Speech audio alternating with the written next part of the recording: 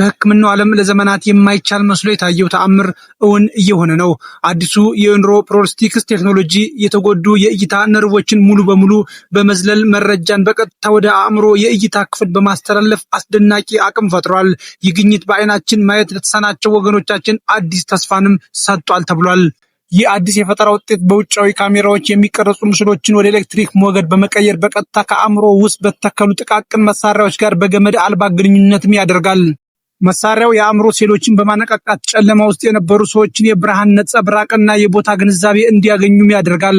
በተጨማሪ ዘመናዊ ሶፍትዌር ካሜራዎችን በሚቀበለው ምስል ወደ አእምሮ ከመላኩ በፊት አጥንተውና አጉልተው በማስተካከል ተጠቃሚ የተሻለ እይታ እንዲኖረውም ያደርጋል።